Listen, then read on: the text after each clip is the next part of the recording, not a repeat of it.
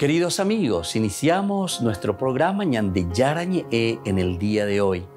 Y antes imploramos la presencia del Señor que abra nuestras mentes, nuestros corazones y entendamos su voluntad en nuestra vida. Rezamos en primer lugar por nuestros gobernantes, electos por el pueblo, por la gente, para responder a las necesidades de la comunidad. Rezamos por la honestidad, rezamos por el servicio y rezamos sobre todo por la generosidad. Y al mismo tiempo elevemos nuestras súplicas por cada una de nuestras familias en el día de hoy.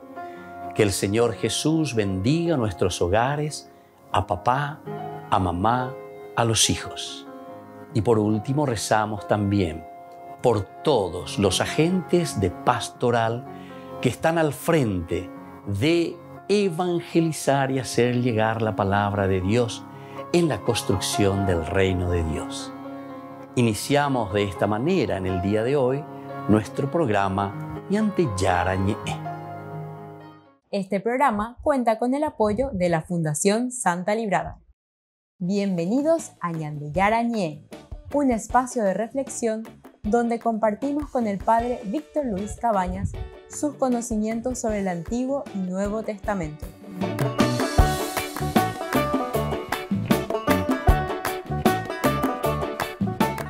Comercial San Cayetano patrocina este espacio de evangelización.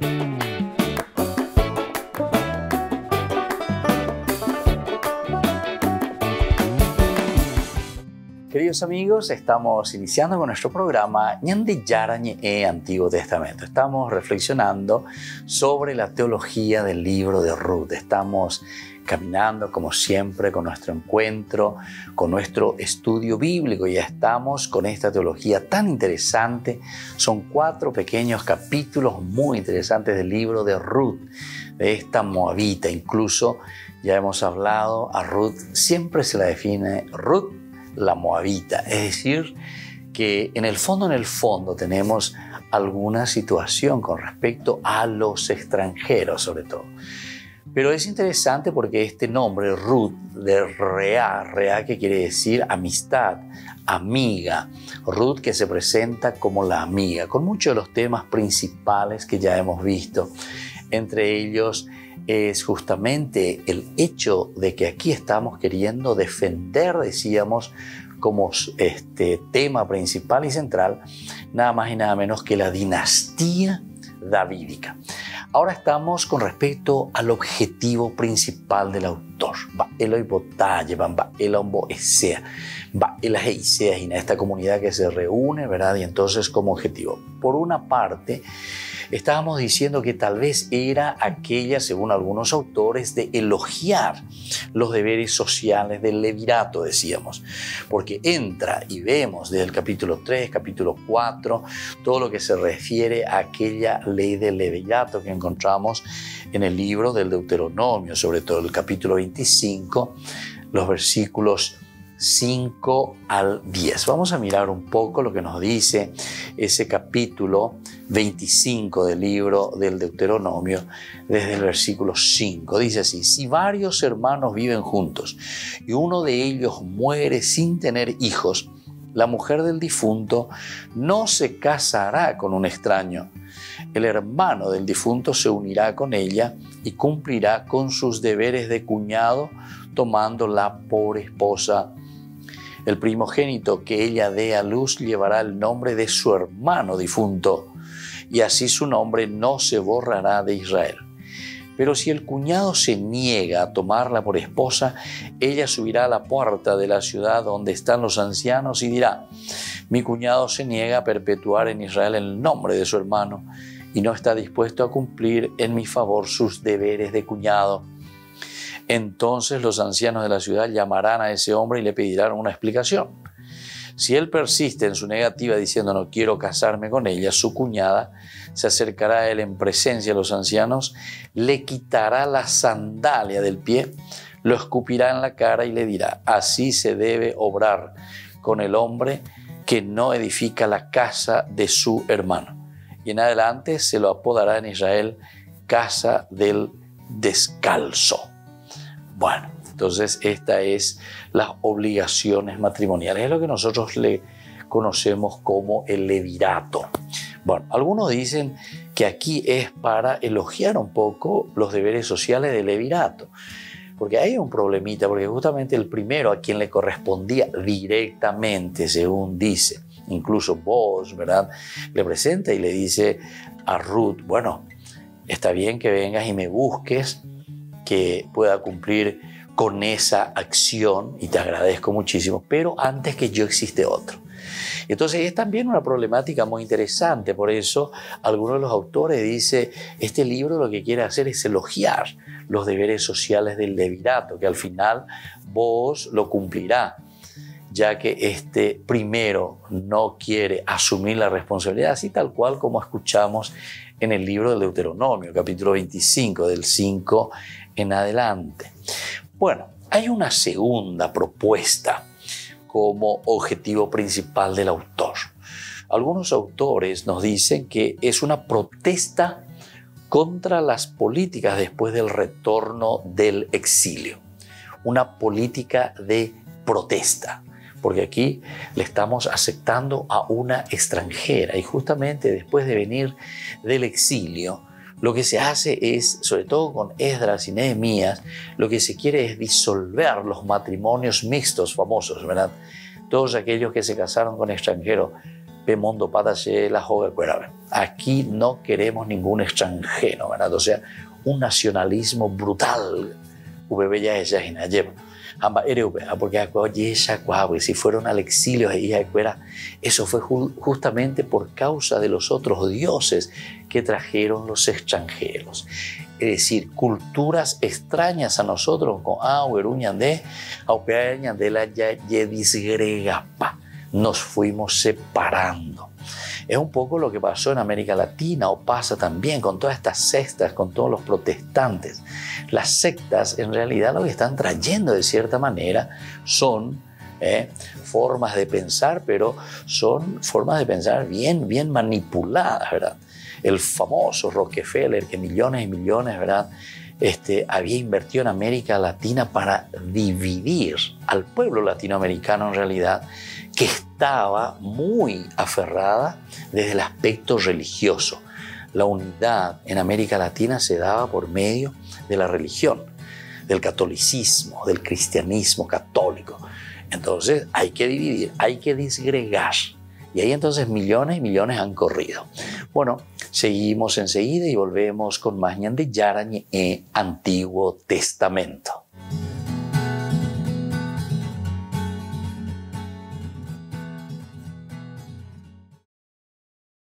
¿Crees que podrías dejar de usar tu teléfono por 24 horas? Eso es lo que los estudiantes del Reino Unido están haciendo para ayudar tanto a los refugiados ucranianos como a aquellos que aún se encuentran en el país en guerra. Lo que descubrí fue que cuando suceden cosas así, los estudiantes pueden sentirse un poco abrumados y pueden pensar, oh, no puedo hacer nada en el mundo y no puedo marcar la diferencia. Por eso el reto del celular consiste en decirles que pueden hacer algo y renuncian a algo que es importante para ellos. Es como un ayuno. Mary Fay, de Ayuda a la Iglesia Necesitada, ha creado este reto para ayudar a los estudiantes a implicarse en la asistencia a Ucrania. Durante 24 horas, los estudiantes renuncian a sus teléfonos y cada vez que se les ocurre mirarlo, ofrecen una oración por la paz en el mundo y Ucrania.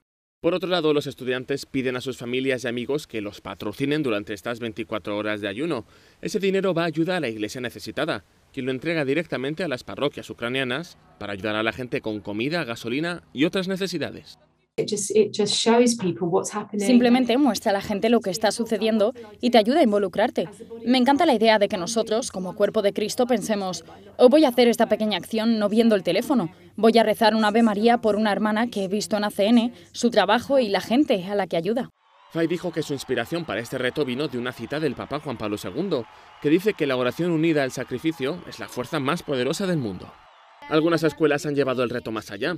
Junto con Ayuda a la Iglesia Necesitada, estudiantes de todo el mundo han creado vídeos de oración de 1 a 2 minutos para rezar por los que han abandonado sus países, los que se han quedado en zonas de guerra y los que han muerto. Si nuestros hijos pueden ver que están estas personas en estas terribles condiciones y su fe es tan fuerte, entonces ¿por qué mi fe no es tan fuerte? Así que en realidad la Iglesia perseguida nos está ayudando a nosotros tanto como nosotros a ellos. Por eso la oración tiene que ser siempre el centro. Para Fay, este reto es más que un ayuno. Es un recordatorio de que nunca se es demasiado joven para marcar la diferencia en el mundo.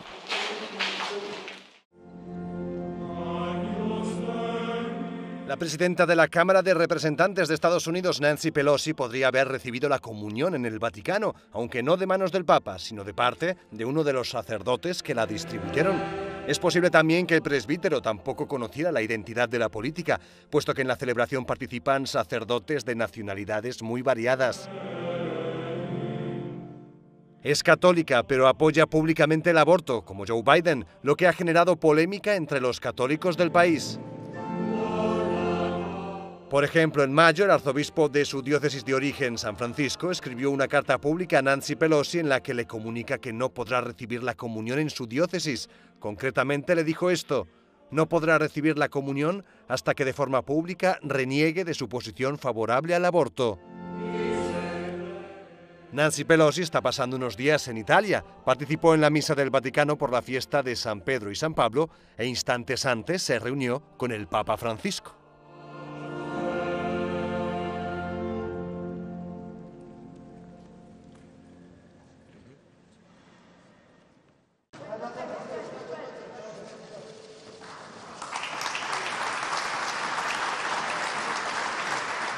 La Sala Regia del Vaticano ha acogido la presentación del logo del jubileo que Roma celebrará en 2025. Llevará por lema Peregrinos de Esperanza. Frente al ministro de Turismo italiano, el presidente de la región del Lacio y el alcalde de Roma, el secretario de Estado Vaticano ha explicado el eslogan. La esperanza nos llama a todos a ser constructores responsables de un mundo mejor. Posteriormente, el arzobispo Rino Fisichella ha revelado los criterios de elección del logo. Se recibieron 294 propuestas de 213 ciudades y 48 países diferentes. El más joven de los participantes tenía 6 años y el mayor de todos 83. Todas las diócesis del mundo podrán usarlo gratis para promocionar su actividad pastoral. Rino Fisichella dice que Roma tiene un gran reto por delante para acoger a los peregrinos que vengan a la ciudad eterna. Por suerte tiene tiempo para prepararse hasta 2025. Estos 2 años nos servirán para hacer de Roma una ciudad y de Italia un país que puedan volver a mostrar lo mejor de sí mismos. Con su tradición de acogida, con el paso de los siglos, se han convertido en una patria communis. Finalmente habló Giacomo Trevisani. Su diseño fue el elegido para representar el jubileo. Para hacerlo se inspiró en el Papa Francisco. Me imaginé al Papa, al San Pedro de hoy, guiando al pueblo hacia la meta común, abrazando la cruz, que se convierte en un ancla, una referencia sólida para la humanidad, y nosotros como pueblo acercándonos hacia el ancla como si fuéramos parte de ella. Así nosotros evocamos también a los peregrinos de todos los tiempos. El jubileo de Roma se celebrará en 2025, 25 años después de que Juan Pablo II finalizara el del año 2000.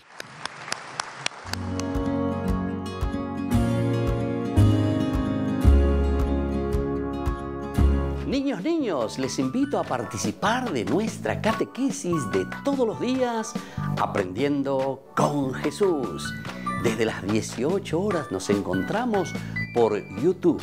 No se olviden, queridos niños, que Jesús a través de su palabra nos enseña tantas cosas lindas. Y ustedes no se olviden de suscribirse y de activar la campanita. Nos vemos allí, queridos niños, Aprendiendo con Jesús.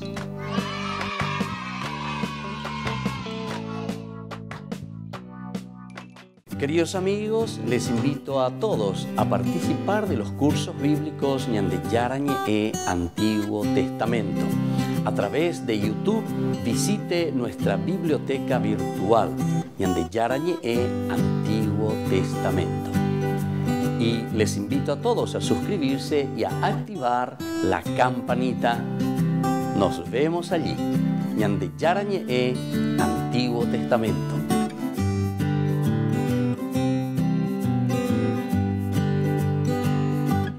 Les invito a participar de nuestro programa Jóvenes para los Jóvenes en Familia. Nos encontramos todos los domingos a las 15 horas por YouTube. Allí participamos y encontramos a jóvenes venidos de distintas latitudes de nuestro país con sus ideales, con sus proyectos, con sus actividades, con sus esperanzas y principalmente con sus testimonios de vida. Les invito a acompañarnos todos los domingos por YouTube, Jóvenes para los Jóvenes en Familia.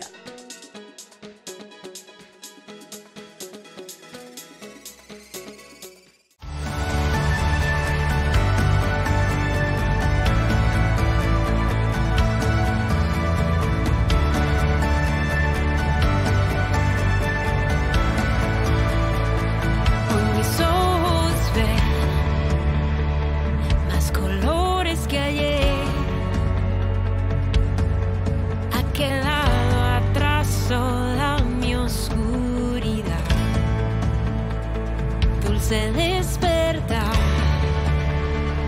hoy logré despertar, me has iluminado, me has levantado y respiré tu aliento de vida, has soplado vida, vida nueva en mí.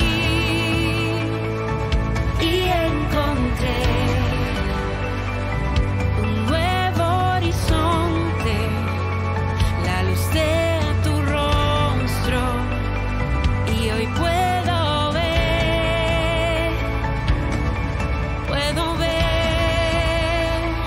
un nuevo amanecer, es un nuevo día, hoy la luz brilla con más intensidad, tu amor me renovó, tengo claridad, tengo libertad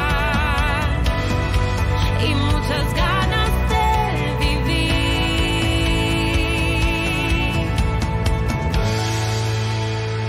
mi vida nueva en ti, Jesús. Dulce despertar, hoy logré despertar, me has iluminado, me has levantado y respiré tu aliento de vida, has soplado vida, vida nueva en mí. Y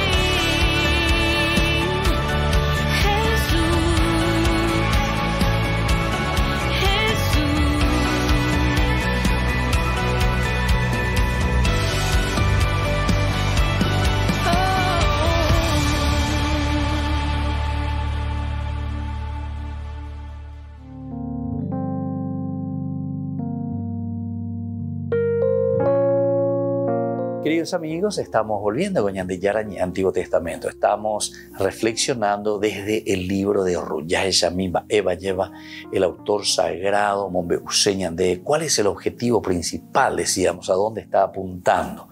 Una primera posibilidad era como un elogio, decíamos, a los deberes sociales del levirato. Por otra parte, estábamos mirando ahora como una segunda posibilidad, como un objetivo tal vez del autor sagrado, es de una protesta contra las políticas después del retorno del exilio.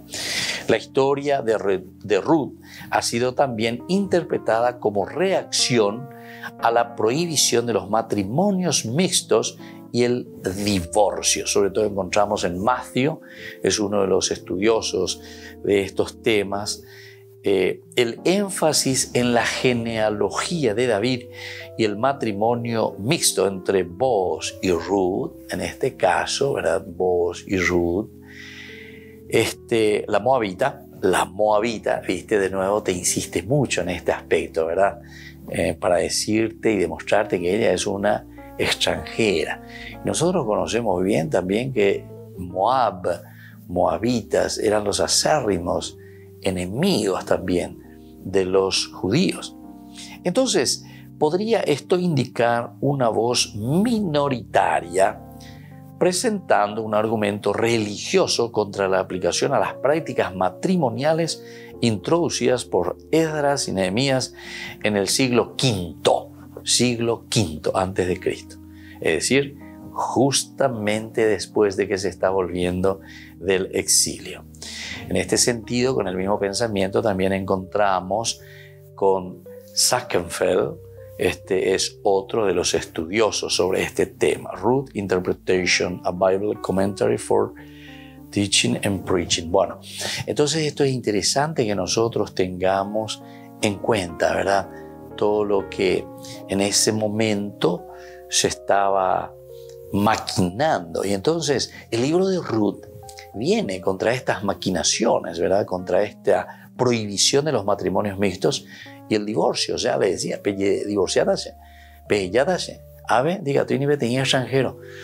Pero claro, a ellos se les quedó en la cabecita, ¿verdad? Estaban en el siglo V antes de Cristo. Ellos están retornando del exilio de Babilonia. Y entonces la experiencia en la reflexión, sobre todo deuteronomista, es que a causa de los extranjeros, a causa de estos otros pueblos que fueron entrando, y entonces entre esto también fue entrando la influencia religiosa de los Baal, de los Asherás, de todas las otras denominaciones y pensamientos religiosos. Ahí upeareñan de la yedividipa, yedigrega.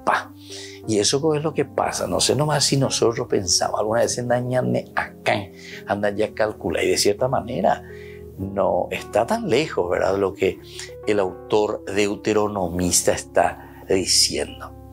Porque el autor deuteronomista lo que está queriendo es esa unidad. Lo que está queriendo y está pensando, y en su reflexión dice, nosotros nos hemos dividido, nos hemos disgregado.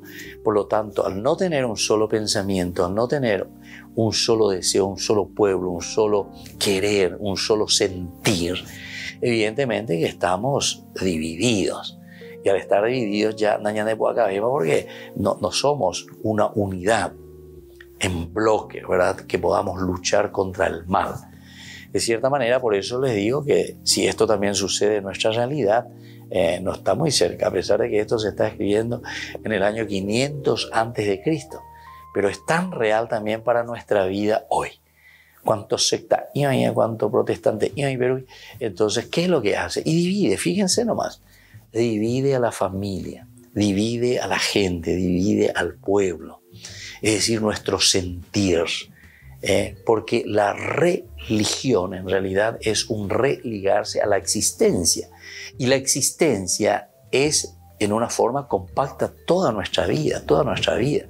La religión no es un aspecto nomás, la religión no es un aspecto, la religión es la totalidad de la vida el concepto de vida que nosotros tenemos es la religión, religarnos a nuestra existencia, volver a lo esencial de la vida significa la religión.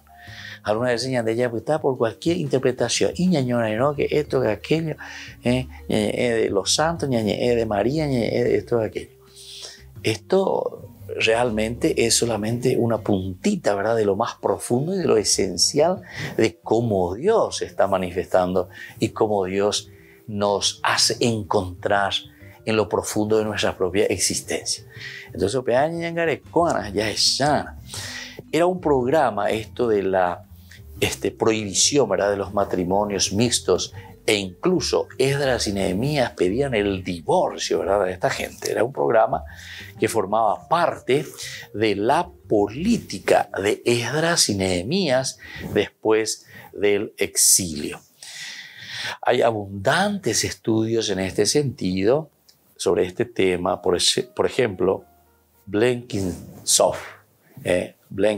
Este fue un gran estudioso inglés. Fue salesiano también, ya falleció, Esdras y Nehemías, A Commentary, London.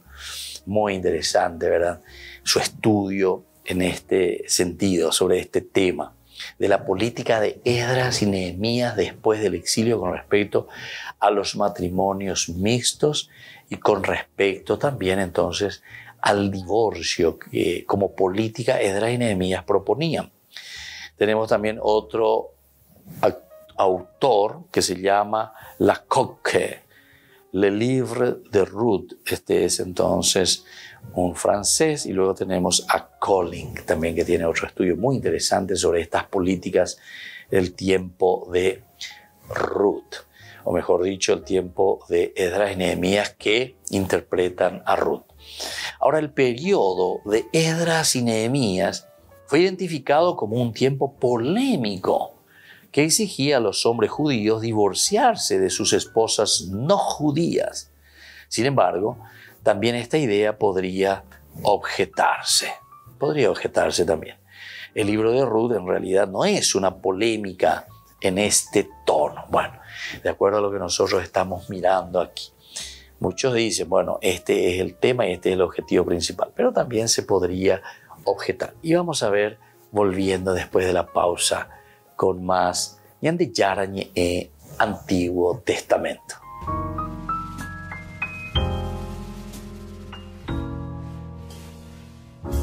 Amigos de Ñande Yarañé, les invito a participar todos los días de la Santa Eucaristía a las 6 de la mañana por nuestra plataforma YouTube, Ñande Yarañé.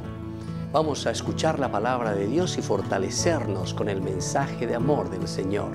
Vamos a renovar nuestra vida y sobre todo vamos a caminar con el cuerpo y la sangre de Jesús que nos alimenta. Les invito a suscribirse y a activar la campanita.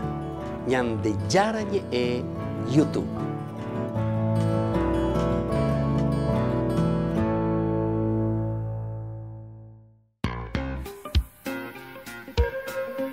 En la ciudad de Luque, la economía se llama Supermercado San Cayetano. Compruebe sus precios bajos en productos cárnicos de primera calidad. Panificados, verduras, vegetales, frutas, artículos de bazar, ferretería, ropería. Supermercado San Cayetano, Humaitá 168, Casi Capitán Vado, ciudad de Luque.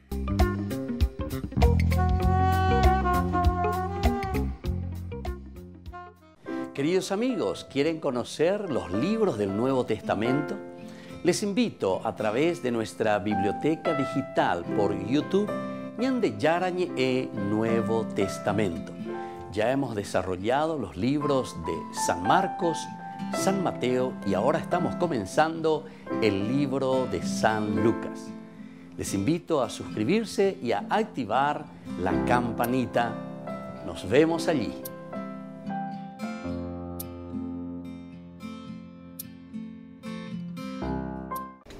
Les invito a formar parte de la Fundación Ñande Yarañé. Con su aporte nos está ayudando a la evangelización de las familias.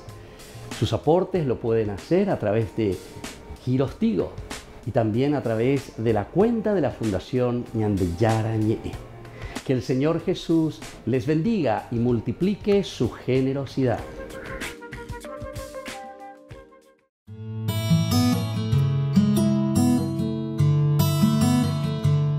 ¿Qué significa la palabra católico?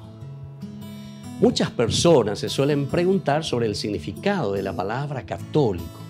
Tantos otros hermanos nuestros, también siendo católicos, desconocen este significado.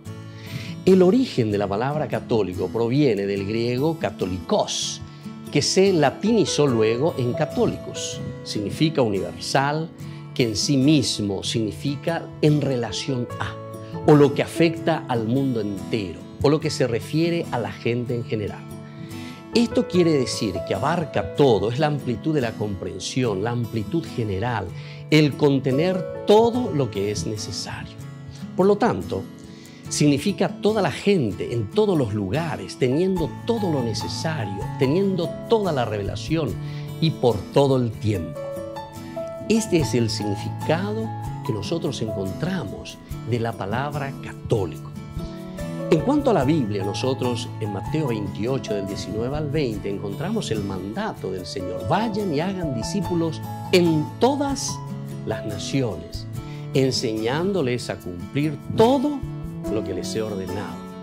Yo estaré con ustedes todos los días hasta el fin del mundo. Es decir, aquí abarca el todo, es el mandato.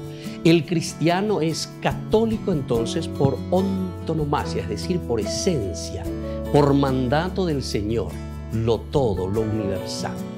Y esta es una declaración de la universalidad, el Catholicus católica. San Agustín, uno de los grandes padres de la Iglesia y de los grandes pensadores, en su carta a Vicencio presenta que él no solo argumenta por el nombre, ¿verdad? No afirmo, dice, sino que la Iglesia de por sí debe extenderse a través de todo el mundo, simplemente porque la Iglesia, dice, la comunidad es católica, es decir, el mandato del Señor a anunciar la noticia a todos. Y él decía, pongo mi prueba de su difusión en las promesas de Dios y en los oráculos de la Sagrada Escritura. Pero San Agustín al mismo tiempo deja bien claro que la sugerencia de que la Iglesia fue llamada católica fue debido a que la Iglesia observaba todos los mandamientos de Dios y administraba todos los sacramentos de la Iglesia de la comunidad. Y esto sobre todo se origina en tiempos de los donatistas. Estos ya eran sectas, sectarios, y da a entender que esta era una opinión con la que él mismo se debatía. Una vez más entonces, la demostración de la unidad de la Iglesia construida sobre una base dogmática es fundamental. Y entonces cada uno de nosotros debe remitirse verdaderamente a el significado profundo y verdadero de este mandato del Señor. Entonces nosotros nos preguntamos por qué somos católicos y qué nos diferencia de los protestantes. Tal como mencionamos, la Iglesia fue fundada por el mismo Jesucristo, nombrando a Pedro como cabeza de la Iglesia, siendo los papas llamados sucesores de Pedro. Y aquí está entonces la institucionalidad, pero de una universalidad. Él mismo ha venido entonces a nombrar, a formar y a enviar a una Iglesia que debe ser siempre católica, como decíamos, por antonomasia, significa por esencia. Soy el Padre Víctor Luis Cabañas. Nos vemos a través de nuestras redes, Facebook, Instagram, YouTube. Y no se olviden de activar la campanita. Nos vemos allí.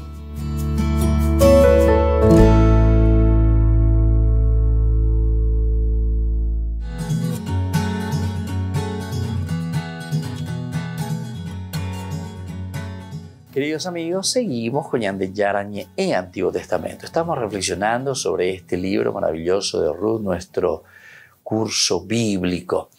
Aquí decíamos que tal vez como otra propuesta, una segunda propuesta, el objetivo principal del que escribió el libro de Ruth era el de criticar, ¿verdad?, las políticas después del retorno del exilio. Había una política muy dura de parte de Esdras y Nehemías que decían que se tenían que divorciar o directamente se prohibía el matrimonio mixto con extranjeros. ¿Por qué? Y porque los extranjeros estaban trayendo una religión fuera de la que tenía Israel en ese momento, el Dios único, el Dios Yahvé. Y entonces con la invasión de los extranjeros también venían estas influencias religiosas, porque la religión es una manera de religarnos a nuestra propia existencia. Entonces tiene una manera diversa de encontrarnos o de buscar o de formar la sociedad.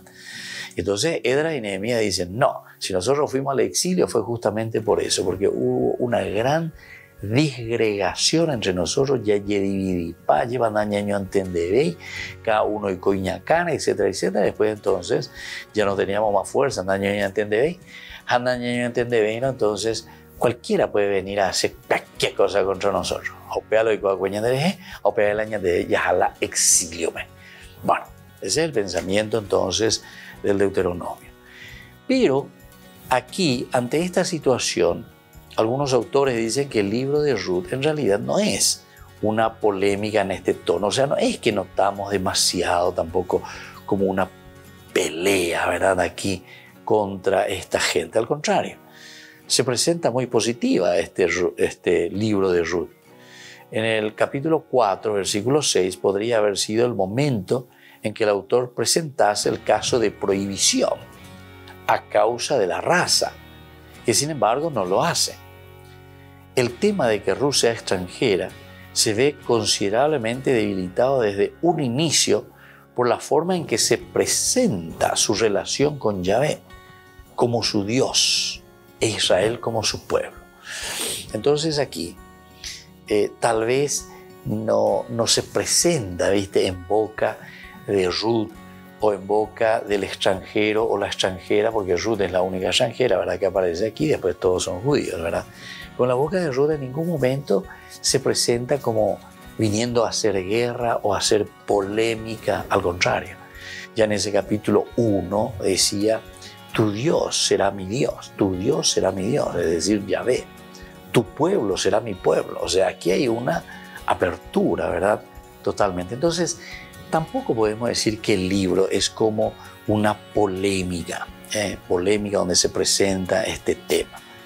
Sabemos que sí, en el trasfondo puede existir, pero tal vez queda simplemente como un elemento y un tema secundario en todo caso, necesario evidentemente, y que va tomando estos temas para poder argumentar lo que viene a continuación del objetivo principal del autor sagrado. Pero ya se imaginarla y yo objetivo. Vamos a mirar una tercera posibilidad. La tercera posibilidad es defender la dinastía del trono de David.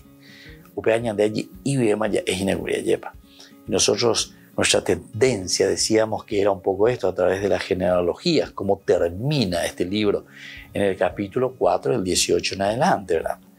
Aceptando la genealogía del libro de Ruth como originales del texto, podría explicarse como el deseo de continuidad de la línea masculina en la generación.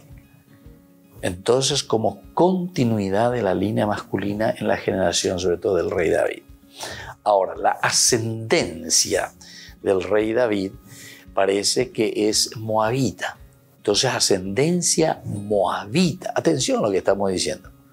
El rey David tiene una ascendencia moabita y se pasa por alto judaizando a su bisabuela, que es moabita. Volvemos a repetir esto porque esto es importante. Entonces, ¿cómo se va a defender entonces la figura de David? Justamente esta que es moabita, Ruth que es moabita, ahora se la va a judaizar. Judaizante entonces este libro. En el sentido de que al hablar tan bien de Ruth, al presentar ya su mismo nombre, ¿verdad? Ruth, Reá, amiga, la que acompaña, la que está, la que se desvive por su suegra, ella que no le da la espalda, la otra justamente le da la espalda. Orfá justamente, ¿se acuerdan? Que el nombre quería decir la que da la espalda. Ombouca, Misaloma, o sea, Opaese, ¿verdad? Sin embargo, esta no. Entonces, se está judaizando, en todo caso, el nombre de Ruth, o el personaje de Ruth, para darle consistencia a todo lo que viene como una ascendencia, ¿verdad?, moabita que tiene el rey David. Volvemos enseguida con más Ñande Yarañe en Antiguo Testamento.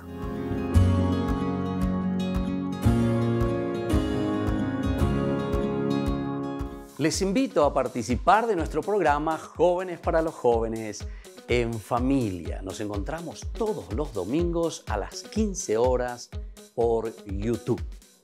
Allí participamos y encontramos a jóvenes venidos de distintas latitudes de nuestro país con sus ideales, con sus proyectos, con sus actividades, con sus esperanzas y principalmente con sus testimonios de vida.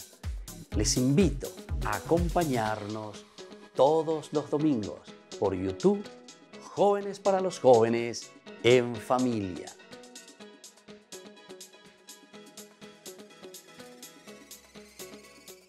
Niños, les invito a participar de nuestra catequesis de todos los días, Aprendiendo con Jesús.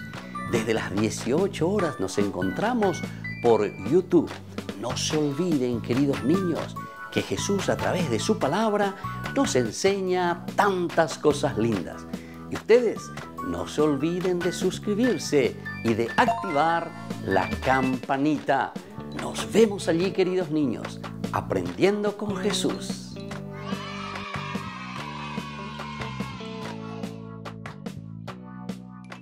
Queridos amigos, les invito a todos a participar de los cursos bíblicos Ñande Yarañe e Antiguo Testamento. A través de YouTube, visite nuestra biblioteca virtual Ñande Yarañe e Antiguo Testamento. Y les invito a todos a suscribirse y a activar la campanita. Nos vemos allí. Ñande Yarañe e Antiguo Testamento.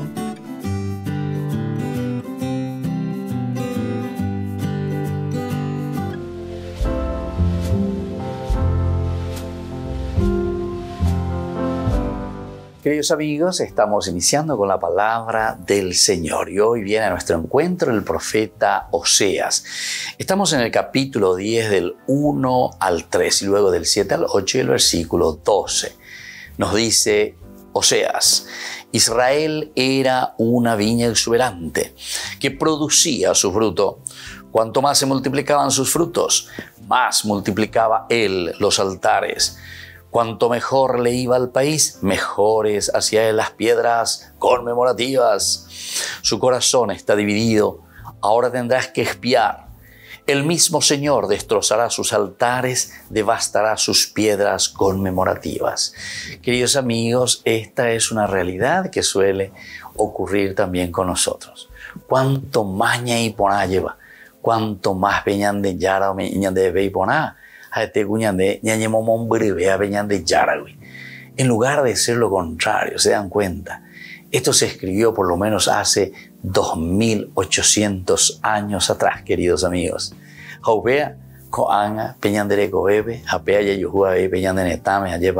Cuanto más ñaiponabea lleva, cuanto más recibimos bendición de parte de Dios, cuanto más Yahuerecó entonces la riqueza que le pertenece siempre al Señor.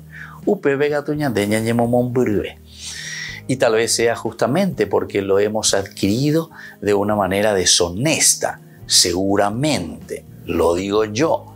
Pero eso es entonces, queridos hermanos, para que cada uno de nosotros lo pensemos. Porque los bienes de Dios son bienes y riquezas que nosotros tenemos que aprovechar para vivir en la dignidad. Ñande Yara hoy pota haisha lleva. Hopeago la Ñande Yara hoy pota. Pero entero etea venguar da ei para un grupito simplemente lleva. Porque upebe ya iba ima. Porque upebe ya yesha cuá imagina lleva. Ñande mondajatera, ñande yapuja, ñambotao, ñande la pichacuérame. Los bienes de Dios, los bienes de la naturaleza están al servicio de todos para que todos vivamos en la dignidad de los hijos de Dios. Aniquen a Yayapote, la Oyapoba y Pejico ahí, ¿verdad?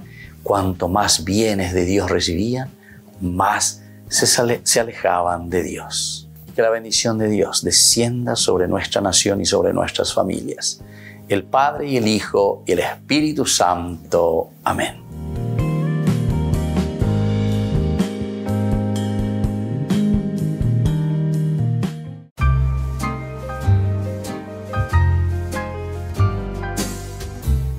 Hablemos sobre el dinero. ¿Realmente necesitamos dinero nosotros? Ciertamente que todos necesitamos dinero para cubrir los gastos diarios, todo lo que conlleva nuestra vida, todo lo que conlleva nuestra rutina. Pero, ¿cómo vemos esas necesidades en relación con nosotros, con las personas y también con aquellos que necesitan?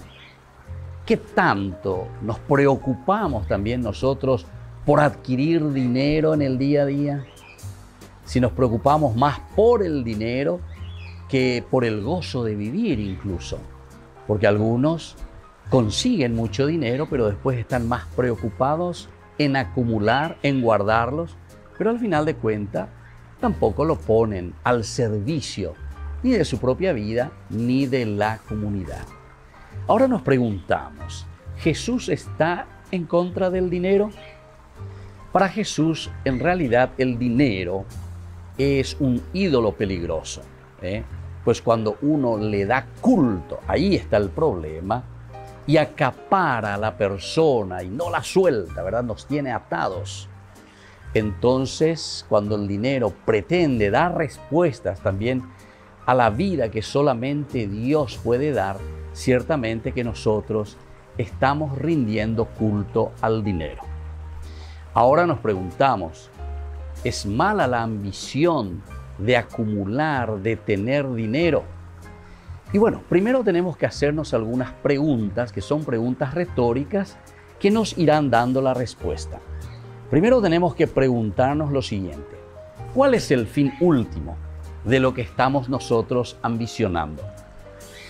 Si nos damos cuenta que eso que estamos ambicionando es egoísta, si se hace daño a otras personas cuando estamos adquiriendo ese dinero, o si estamos ambicionando simplemente para impresionar a otros, definitivamente que yo soy, ¿verdad?, la persona que consigo, yo soy la persona que trabajo, entonces esa ambición puede ser peligrosa. Pero sin embargo, existe una ambición buena. Cuando nosotros encontramos los buenos fines de cómo utilizar las riquezas de la naturaleza, de todo lo que el Señor nos da.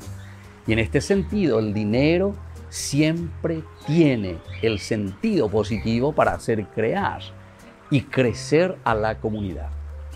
Entonces nosotros tenemos que pedir siempre a Dios verdaderamente que imponga su voluntad sobre nuestras ambiciones.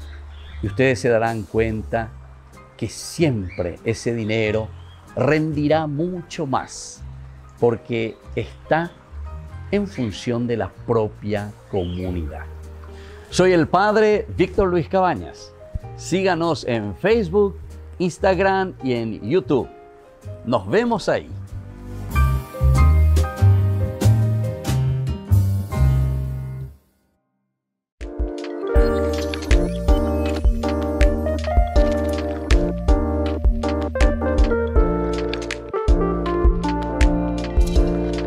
¿Qué es el sacramento del matrimonio? Este sacramento tan importante es la unión del hombre y la mujer en orden de construir una familia. Recordemos que todo sacramentum, decíamos nosotros del latín, es ese signo visible de la presencia de Dios a través de una de las consagraciones de nuestra propia vida. Es decir, en el matrimonio nosotros estamos consagrando el amor de la pareja, el amor del esposo y el amor de la esposa. Si nosotros queremos hacer un camino de santidad, hacemos a través del sacramento del matrimonio. Es decir, nos comprometemos y decimos que queremos meter a Dios en nuestra vida.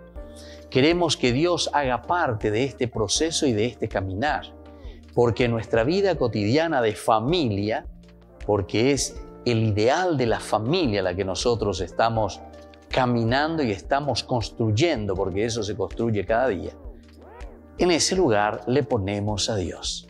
Es por eso que nos presentamos ante el Señor. El matrimonio es ir ante Dios al altar y prometer esa fidelidad a Dios, prometer esa fidelidad a la esposa en quien yo encuentro a Dios, prometer esa fidelidad a Dios en mi esposo en quien encuentro a Dios.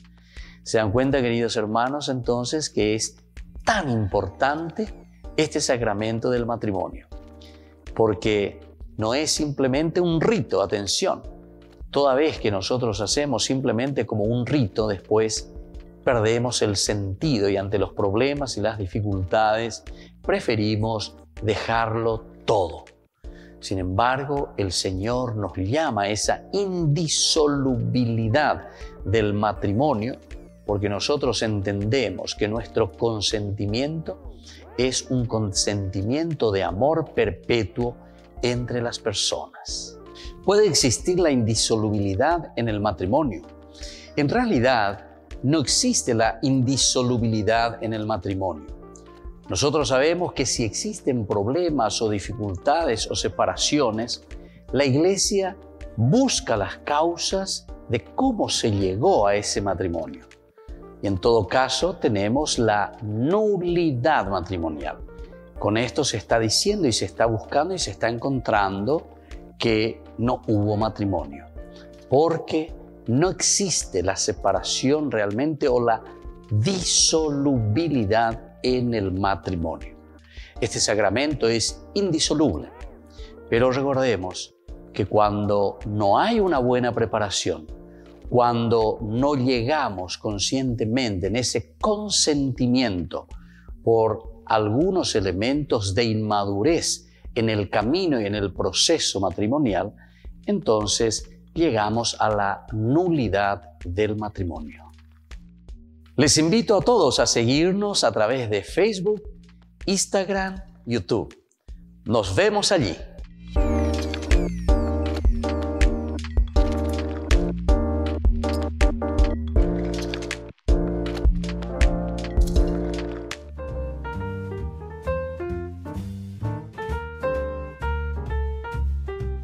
Queridos amigos, seguimos con Ñande Yarañé en Antiguo Testamento. Estamos nosotros reflexionando sobre el libro de Ruth, nuestro curso bíblico de todos los días.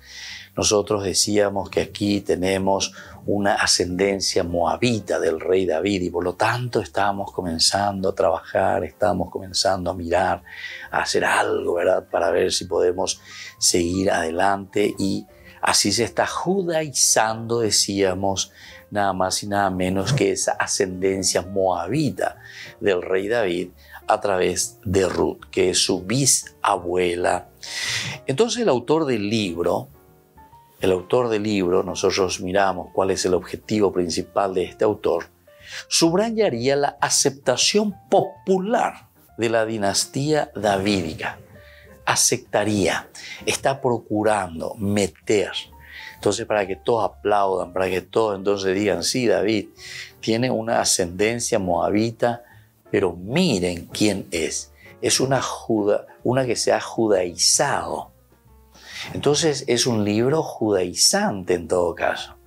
Es una venta, entre comillas, o es una propuesta de venta hacia el judaísmo, judaizante, cuando se está hablando y se está diciendo, ¿verdad?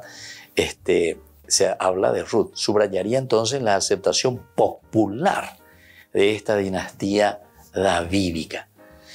Y se está apelando a la continuación de la acción de Yahvé que guía siempre la vida de los antepasados de Israel. Otro elemento importante. O sea, lo que está sucediendo aquí no es algo que simplemente nosotros queremos o que nosotros buscamos. No, aquí hay algo más. Peñan de Yara oía lleva oíla owero guataina. Peñande Yara hoy los Eshakajina lleva. Y entonces está diciendo, esto es lo que yo quiero, esta es la historia, a esto apuntamos, esto es lo que nosotros tenemos que hacer. Es de cierta forma lo que se está diciendo. Se está apelando a la continuidad de la acción de Yahvé que guía siempre la vida de los antepasados de Israel. En la historia bíblica siempre nosotros notamos y vemos que es Yahvé el que está guiando la historia de Israel. Peñan de Yara lleva los Eshakaina petapea lleva ese hina. Bewe katube omombe uñan de hina. Bewe katube ñandere sapea. Bewe katube esa peñan de iñan de no. Se ave la tendota. Se ave la añemoía hina hashela aguata tenonde. Tenonde gua. Yo soy el que camina por delante. APM mañana apejana amba eva la sella poa amba eva la ikwa APM pe kwa mi hangwa apella po hangwa ibe. Entonces nos está diciendo, bueno, que Dios actúa de esta manera. Entonces por eso decimos que es una aceptación popular de la dinastía davídica. ¿Por qué? Porque se acepta la acción de Dios en la vida y en la historia, en este caso, ¿verdad?, de Ruth.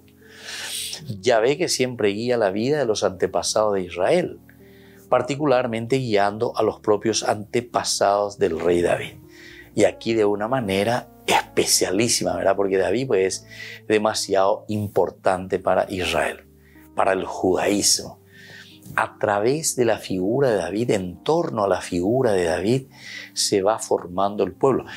Pero también porque históricamente nosotros leyendo, sobre todo un gran autor también, un gran estudioso, Sogin, Alberto Sogin, en italiano, él era valdense. Bueno, él por ejemplo nos muestra y nos dice que justamente en torno a la figura de David es que se va organizando el judaísmo, en torno a la figura de David que se va organizando el pueblo de Israel. En torno a Mariscal López, más o menos, del nacionalismo, ¿verdad? A pesar de que Rodríguez de Francia fue el que cerró y le dio verdaderamente identidad a nuestro país. Se lleva. En la frontera, y, o sea, ese es el nacionalismo, ¿verdad? En torno a una figura. Bueno, y así también, en torno a la figura de David, es que nosotros encontramos, en torno a la figura de David, es que nosotros estamos viendo cómo Dios guía los propios antepasados del rey David. O esa caña de ejina, mombe uñan de ejina, va ella vaya, veñan de yara ha eoi lo llevó. Y esto le da entonces una continuidad y una aceptación, pero popular, a la dinastía de David. ¿Por qué le da una aceptación popular a la dinastía de David? Y justamente porque es Dios entonces el que está decidiendo, Dios el que está guiando y Dios el que está diciendo, así tiene que ser, de esta manera debe ser. Y bueno, eso es lo que estamos encontrando aquí. Ahora este propósito se evidencia también en otros pasajes bíblicos paralelos del Pentateuco a los que se encuentran en Ruth. Entonces no es que solamente el libro de Ruth, ¿verdad?, está acentuando una partecita o un elemento, ¿verdad?, sino que nosotros vemos que hay otros pasajes bíblicos paralelos en este sentido del Pentateuco a los que se encuentran aquí en el libro de Ruth. Y por lo tanto es importante que nosotros tengamos en cuenta este aspecto. Es importante que nosotros entonces descubramos, porque si hay un propósito, ¿verdad? Y por eso es el objetivo, ya de hoy, ¿cuál es el objetivo del autor sagrado? Y el objetivo del autor sagrado es evidenciar, mostrar, decir que se está subrayando esa aceptación del rey David, de su dinastía. Y eso de una o de otra manera tendríamos que presentarlo ahí, la autor sagrado. Y entonces escribe el libro de Ruth. Muy bien, por hoy vamos concluyendo, queridos amigos. Seguiremos nuestra reflexión sobre este libro tan interesante, 4 capitulitos, pero sin embargo con una riqueza impresionante. Que la bendición del Señor descienda sobre ustedes, el Padre y el Hijo y el Espíritu Santo. Amén. Hasta la próxima con más Ñande Yarañé, Antiguo Testamento.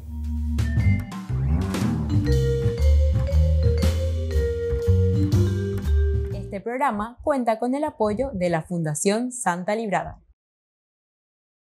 Con esto concluimos nuestro programa Ñande Yarañé con el Padre Víctor Luis Cabañas.